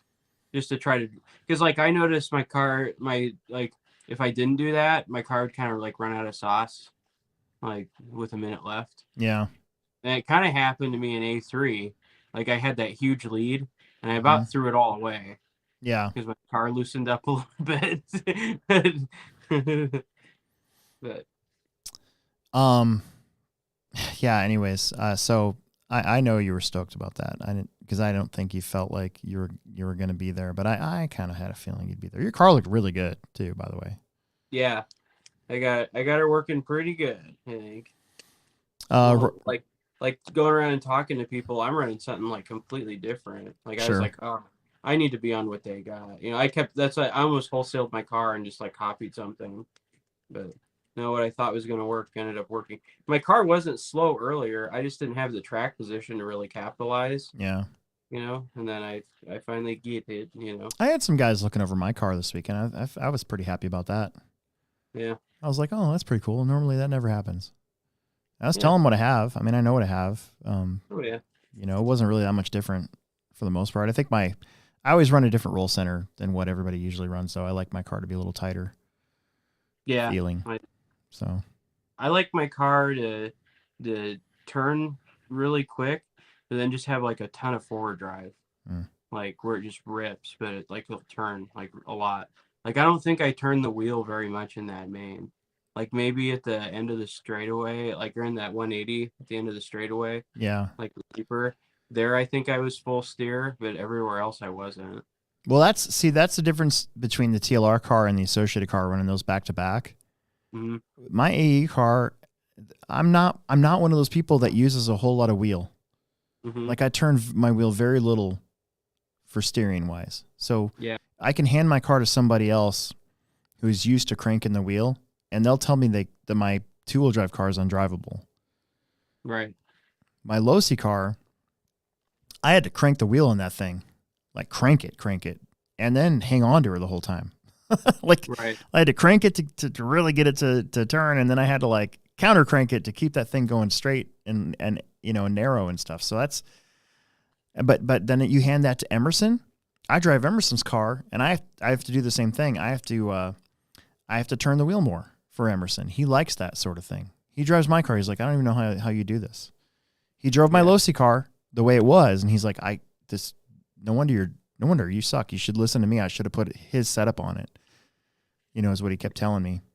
And he did. He put his stuff on it, and for him, his car's great, but he does turn the wheel more. His 4-wheel drive is the exact same way. Yeah. I drive his 4-wheel. I had to fix his 4-wheel drive for him, so I drove it Saturday morning, and it doesn't work the same way that my car works. It's remarkable how different it is. See, like now that because honestly, like if his car would steer more, he could have blocked you. But like you and I are used to racing, where we turn in on each other and like shut the door and stuff. I think he's just not. That's why how we learn how to drive cars is so much so little wheel input. So if you need more, it's there. Yeah. And you have to shut the door, and I think now he's kind of learning. Like maybe I don't know. That would be if I was Emerson, that would be the thing I'd take away is like I need to drive a car with less steering input or more overall steering and just use what I need. Yeah. Back to the results here. Riley Filbert salvaged a 4th. At one point, I think he was going to finish 6th. So that last main, he really boosted up quite a bit. Because I'm pretty sure he finished 2nd in that one. Yeah. Mason Herrick, basically, you had to finish in front of Mason to get 3rd, and behind Mason, you would have been 4th. And Mason and Alex, they were going at it, and it kind of caused a big scramble here, and he drops to 5th. Taylor Larson was 6th. Tommy Smith was 7th. Brandon Carney was 8th. Mitchell Pavel was 9th, and Brian Burnt was 10th. And there was a B main in Mod 2-wheel. Yeah. I thought about running Mod 2-wheel, but it was kind of the same thing. There are 2 things. I would have blown out my tires earlier, and then also like the intensity and the stress of running regular Mod 2-wheel, knowing that I still have somewhat of the goods to maybe, I mean, I probably would have been battling with you and Riley for the final podium spot. Oh, probably. But I would prefer to just not worry about it. Then who's going to run the race? Yeah, well, that too. That's too. Like you and I got this thing going on. Yeah. Let's go to expert stock. AAA main results. Caden Berding won the first 2. Zeke Bellinger got 2nd in the first 2. Emerson Sturgeon finished 3rd. Very proud of my son for hanging in there. He was challenged this weekend in this class specifically. Well, in both 2-wheel drive and 4-wheel drive, but he was challenged mentally in this class because he got hacked in the first one Yeah. after making an incredibly clean pass and then got hacked afterwards. That's just, Right. let's just call it as it is. Totally sucked. Yep. And it pissed me off, but I'm still got to announce, I got to keep my composure. And I know, I'm trying to stay with the drama-free weekend vibe. So I'm not going to say who it was because it doesn't matter, but he got totally hosed in the first one. The second one, he saw an opening to get around Caden, I think on the second lap, and sent it in there, and they touched, and he just kind of got the worst end of that one. And I would say, I don't know if I would call that a hack. It was more of a ran out of room type thing. So he ended up getting on the pipe, and then because of that, he fell back. And then, and I think he did pretty awesome in the last one. Didn't he win the last one? I think so. I think he won the last one. So he ended up third. Yeah. Very proud of Emerson. Zeke Ballinger left. They had to leave because Kyle Schmurr at 8 a.m. today had a test to get into engineering, to get an engineering job or something. Oh, really? Yeah. So they bailed because they had to get home so that he could get some sleep so that and I got a text earlier today saying that they knew that was going to happen because I was worried they were mad or something happened that I missed. Mm-hmm. But nope. So Zeke took us 2 seconds and that was good enough for second overall. So David Jor finished fourth. He stuck around a little bit longer to finish out his races. Owen Vanderbeek was fifth. Rob Katnich was sixth. Daniel Bender making the main in expert stock. Yeah. That was great. And I'm pretty sure he was up there a couple times.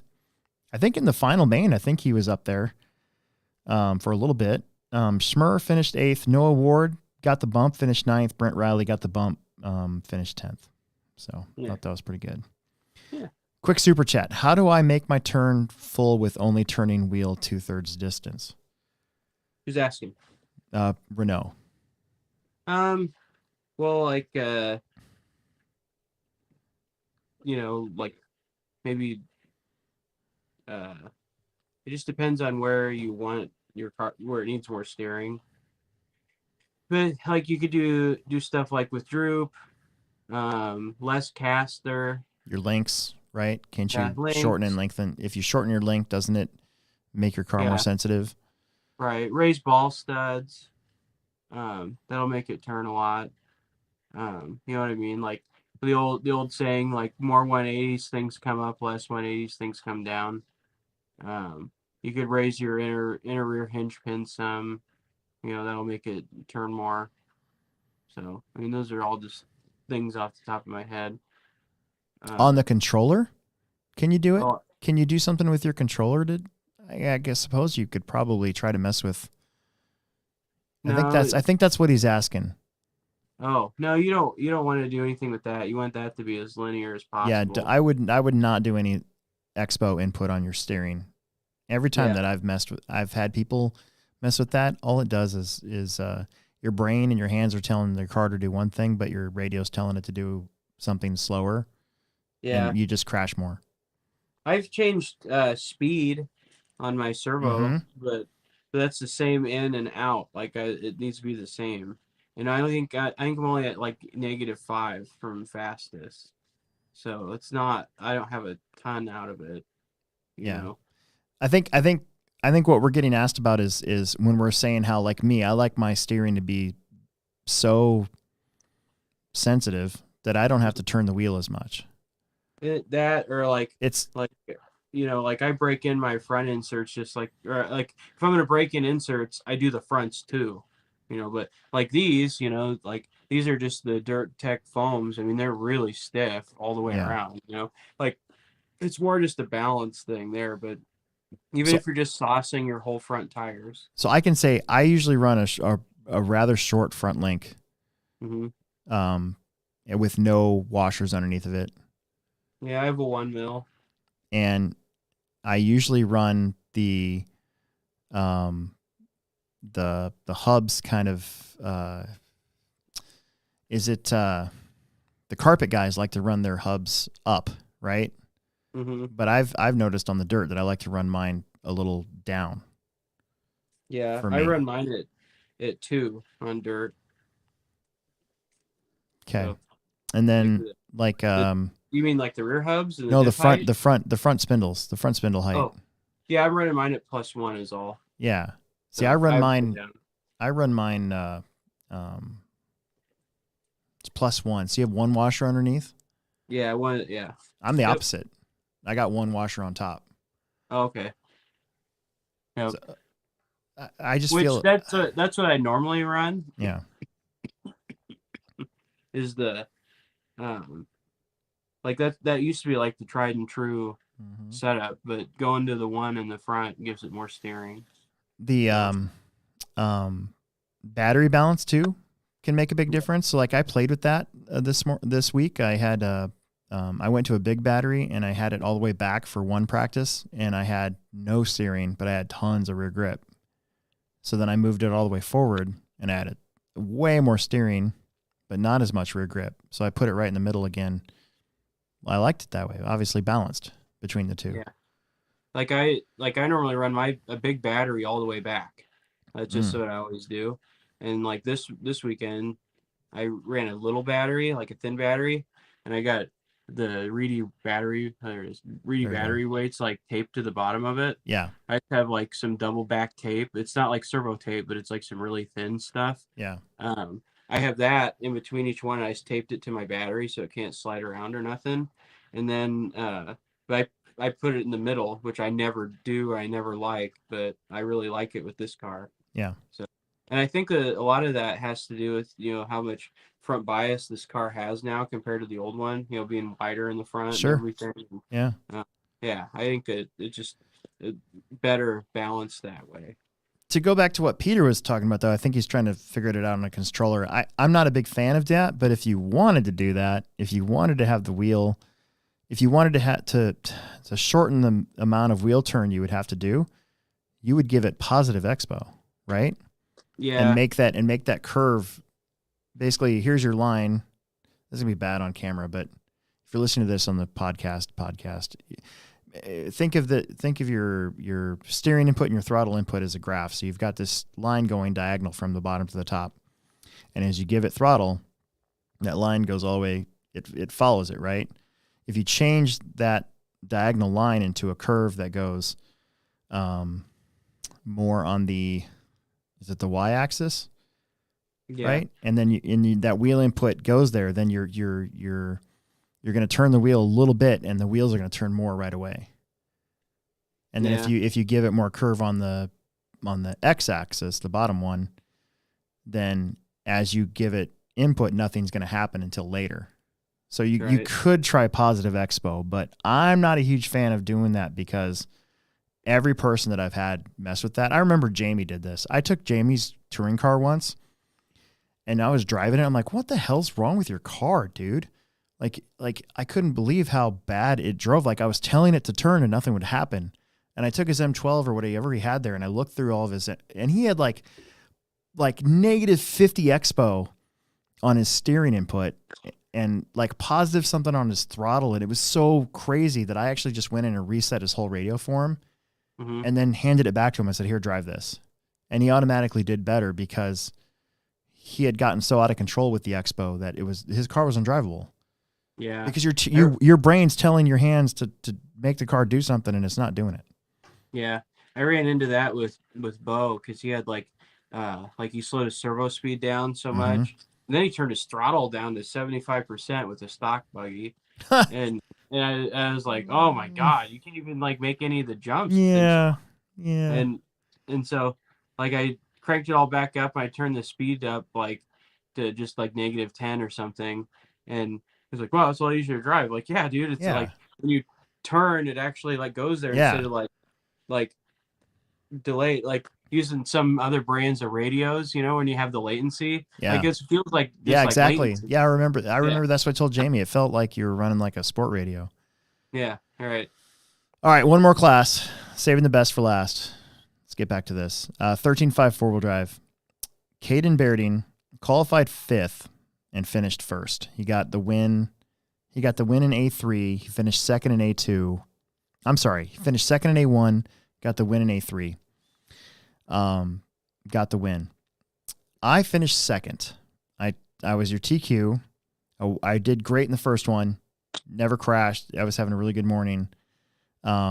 Finished second in the second one to Emerson. Emerson won A2, and I was super pumped because we finished 1 and 2.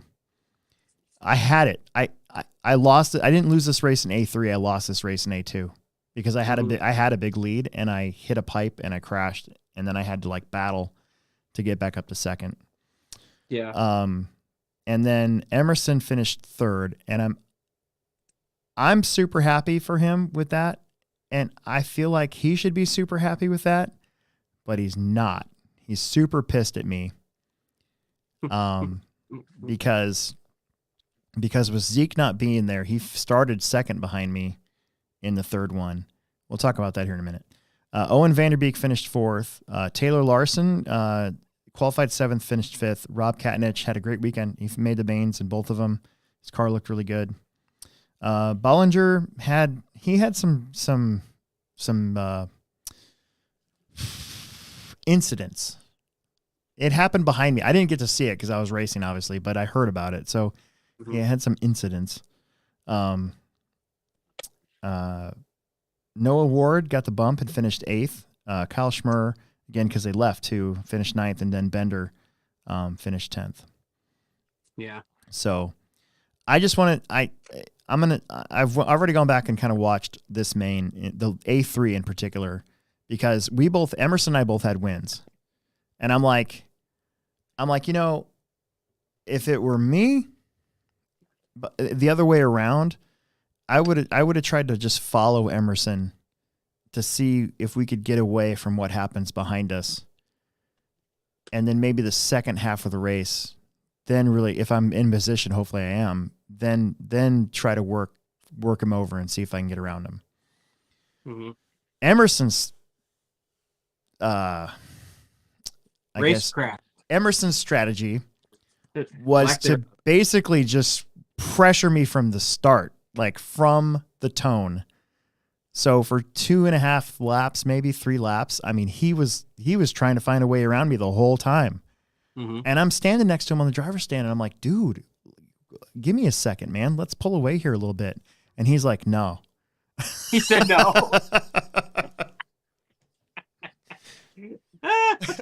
No, Dad. No. So here's the thing. He was faster than me in that triple this time. Yeah. And I know why. It's because my tires were bad. If I could go back and do this over again, I would have put on a different set of rear tires on for the main. But he was faster. He was faster than me there. So what happened is I went through there. I saw him come, and I actually let him have it because I'm like, well, he's got me. So I let him have it. Then I followed him, and I was faster on this section of the track. And we came into the corner at the bottom of the 2 tabletops, and I wasn't planning on hitting him.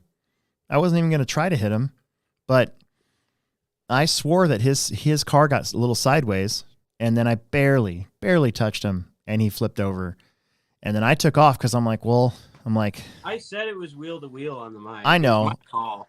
And I'm like, I'm just going to go because I can win this thing, I guess. I don't know. It was a little cutthroat maybe, but I didn't think that it's one of those things where I didn't feel like it was necessarily my fault because I could have swore that he sort of had to overcorrect a little bit. Mm-hmm. Didn't matter because I think I might have done something stupid. I don't even remember the race after that a whole lot, but I know Caden got around me. And then I was trying to chase Caden down, just couldn't do it. So Caden just held his line and was really fast there at the end.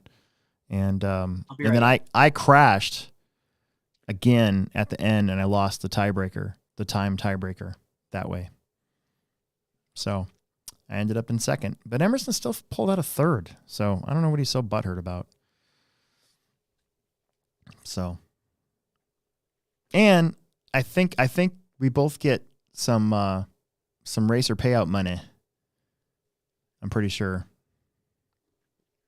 I think he gets a couple. He got third in expert stock too, so he gets racer payout money for both of them.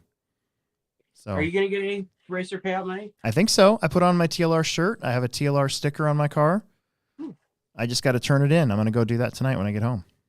Nice. So I think we all should be getting racer payout money, just not the big bucks that Caden got, or Caden should get. Yeah. Hopefully he takes advantage of that. Yeah, absolutely. So there you go. No real controversy, but I knew it was going to happen. Here's the thing. When I got Emerson as 4-wheel drive and I knew that we were both going to be racing 13.5 4-wheel drive, I'm like, oh man, this is going to be one of those. This is going to be a fun summer. Because that's the way it's going to be all summer long. It's going to be me, Caden, Owen, Emerson, Bender. Who else is running expert 4-wheel drive? I don't know. I mean, those are the first 5 that come to mind. I mean, it's going to be that 5 at least all summer long. And then the INS race too. Yeah. So, yeah. It's going to be tough. I'm going to work on my Mod 2 wheel skills pretty intently, I think. Get ready for INS. Do you know that I don't think I have not won a 40+ INS race at home. Yeah. I had the battery dump last year. 2 years ago. 2 years ago. So last year it was last year was the turnbuckle. Look at that. Last year was just the terrible main. It was the bad start and then the turnbuckle. And then 2 years ago was the battery thing. So sure it would be nice to do better this year. We'll see. If my car's driving the same way it is now, dude. Yeah, same here. I got a setup I like. I think I'm just going to leave it alone. All right. Real quick, I don't think I'm going to go through comments because we're already running late. And I know it's once a month, so this show ends up going on a little bit longer. I appreciate you guys getting on there. There was most of the comments about the layout were like, everybody liked it, so I'm happy about that.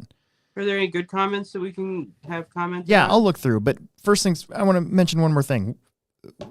Is the Hooligan race a blast or what? Oh, yeah, it's great. That is the funnest thing. Aaron likes it, you know. I thought it was hilarious, and it's awesome to see that. And the raffle worked out perfect. Like the Dash for Cash guys got their cash. I figure the most cash should go to the Hooligan race. And then the mini melee, since there was only 5 of us, I actually gave an extra $20 to JT Fields for being the other car left standing for the Hooligan race.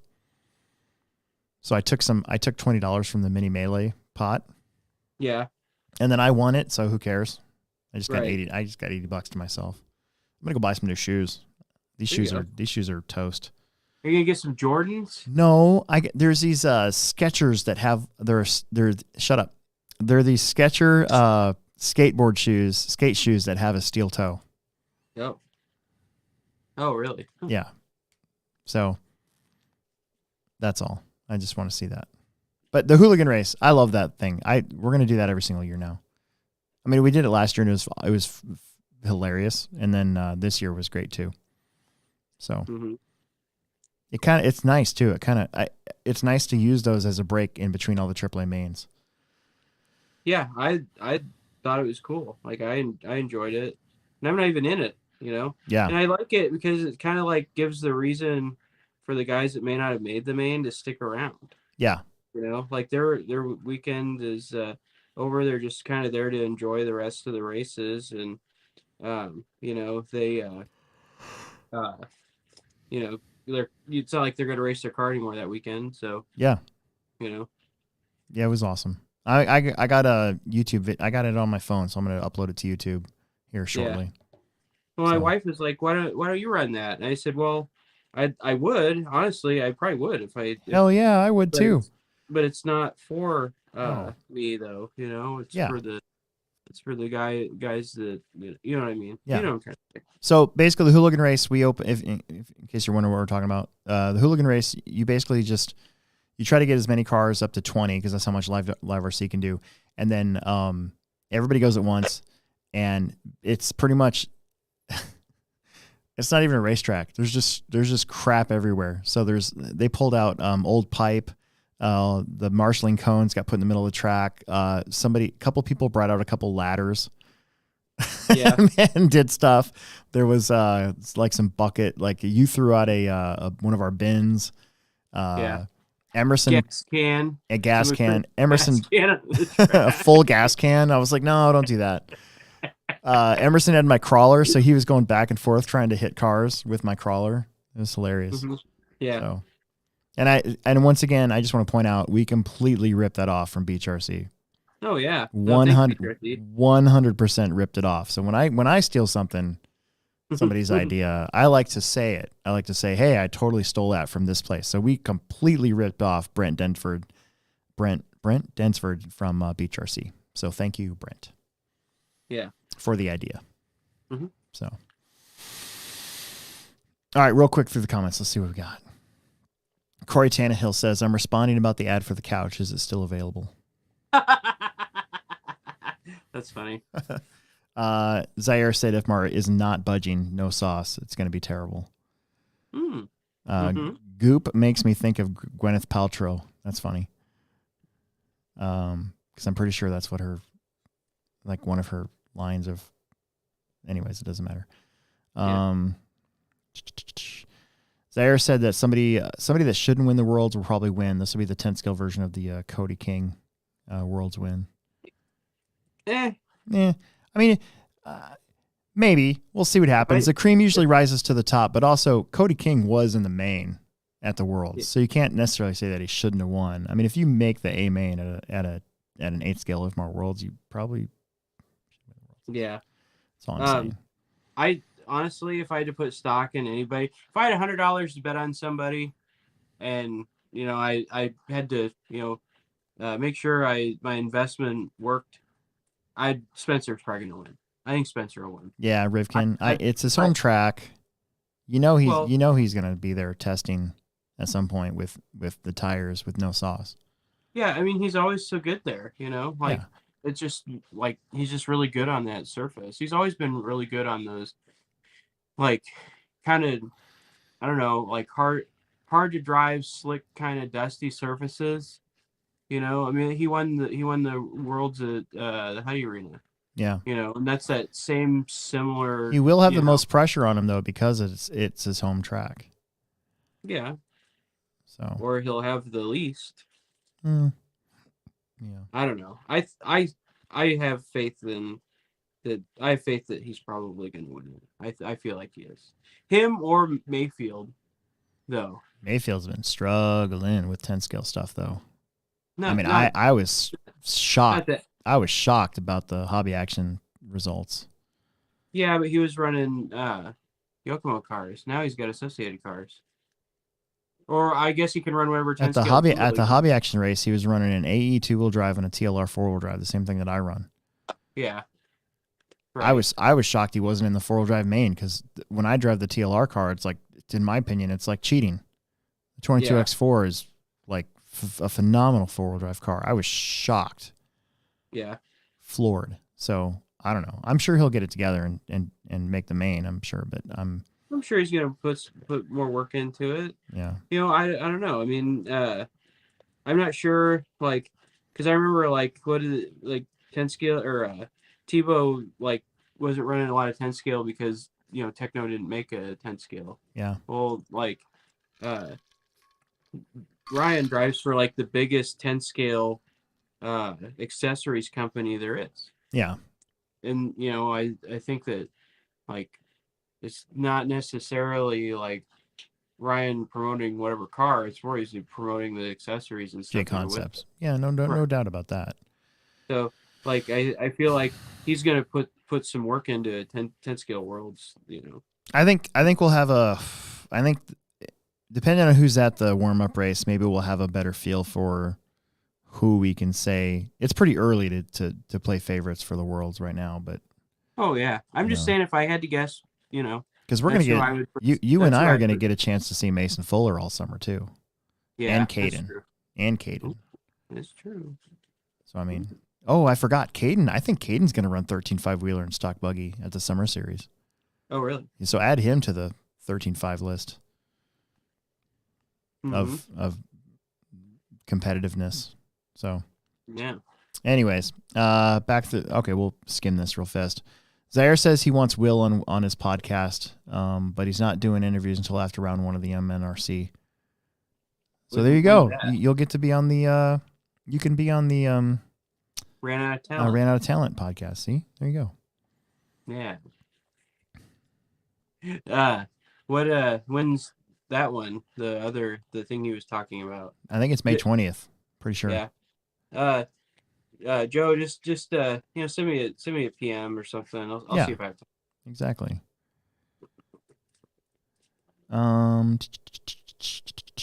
Nick Nundhouse wants to know why not rocket round qualifying like we do for 8 scale.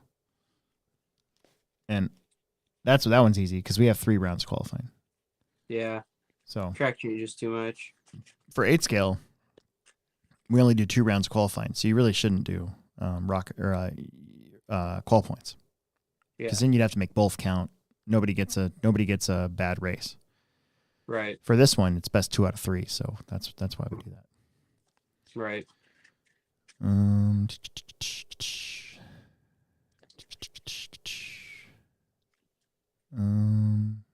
don't know. That's about it. Everything else just chatting about slicks and all that stuff. So here's a good one. Well, while he's gone. All right, what? last thing, and then I'm right here. What was it? Last one, and then we got to go because I don't want to keep my sister and Richard here any longer. I've seen people argue after a race, but has anyone ever actually fought over a race at the Plex? At the Plex, no. No. Well, not in the same way as those 2 big guys at Leisure Hours. Yeah, like, oh man. We've talked about that on the show. We did. It's one of our favorite. It's one of my favorite episodes. If you want to go back through your podcast thing and find I think it's episode 14 or 15. It was during COVID. We didn't have any racing to talk about, so we were just we still found stuff to talk about, which is pretty great. But one of my favorite episodes was we brought the Leisure Hours fight up. We talked about all the different mispronunciations of names. Some of our stories from we need to do shows like that again too pretty soon. Okay. But because did we talk about the latest one, the J Concepts J Concepcion, or how did that go? Oh, Jacepticon. Jacepticon. Yeah. He got one of those Jacepticon bodies, and I was like, what? Jacepticon? What is he talking about? But I think it's episode 14 or 15, if I remember correctly. That's a good one. That's a good one to go back and listen to. But at the Plex, not really. We've had a couple people shoulder check before. Yeah. And I basically told that person, don't do that anymore. And if you do that again, you can't come back. And lo and behold, that person's actually never been back. Weird. So, do I know who it is? Well, you know who it happened to. Yeah. Right. His first name's D and his last name is W. Right. You know? So that happened. But yeah, there's been some freak outs. You know, I've freaked out a few times. Not at any person, but just at myself and at my car. Mm-hmm. I always go back to 8 scale. I always think it's the 8 scale guys, but there hasn't really been any bad 8 scale drama in a long time. So. Oh yeah. Yeah, no. We've been pretty chill. There's been some arguing, but it's racing. Right. You're gonna have that in any competitive sport. I bet they argue over what's that game? Cornhole? I bet there's people out there that argue over cornhole. Oh, probably.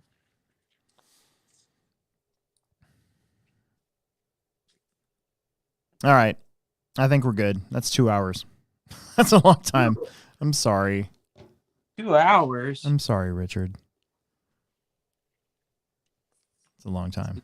He's probably just keep the Clerks references coming and yeah, it'll be all right. All right. Well, I rode my scooter, so I got to go ride my scooter back home in the dark. Ooh. And it's going to be a little colder out. So yeah, it's going to be real cold. Yeah. What's the temp outside?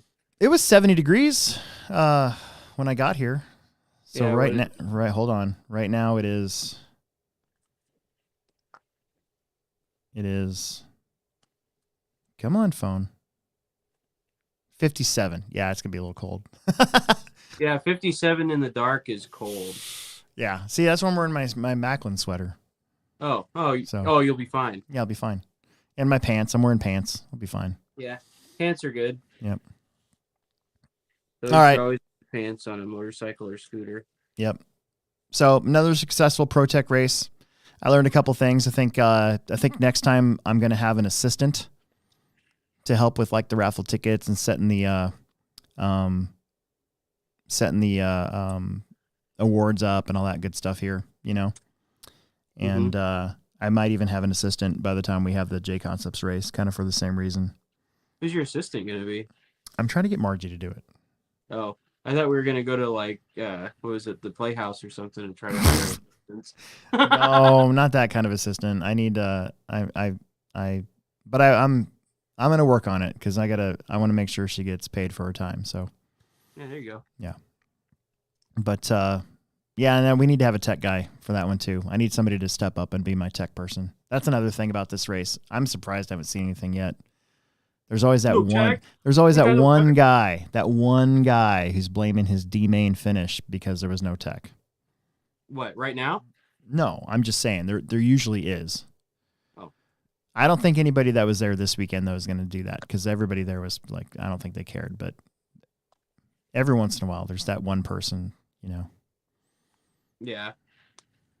But we'll have a tech person to check voltage and all that good stuff for the INS race for sure. Oh yeah. Just got to find. I just got to find him. Just got to find out who that person's going to be. Right. So, yeah, and of course, big thanks to ProTek, Troy Hansen and Jason Swanson at A-Main, and it's been a big deal for me to finally kind of catch them, have them as the title sponsor the last 3 years now. Right. No, it's I definitely appreciate their continued support. Yeah. In sponsoring the race. I think this is the biggest one too. Yeah, I think so. I think you're right. So yeah, I think you're right. All right, we better go. Okay. All right. Thanks everybody, and become a Patreon member so we can maybe do this twice a month instead of once a month. Yeah, that'd be cool. Yeah, that'd be awesome. You know, just need a couple more Patreon guys. Yeah. So just dig real deep. You know, yeah. Only as much as you want to, as much as you think it's worth. And you know, honestly, some of you probably think we should be paying you, and you know, you're right.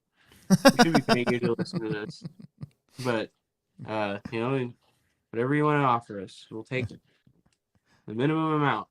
That's funny. Yeah. All right, we better go. All right. Oh, see you guys later whenever we do this again. Yep. So, next month. More Patreon members, you know. Next month. Yep. See you guys.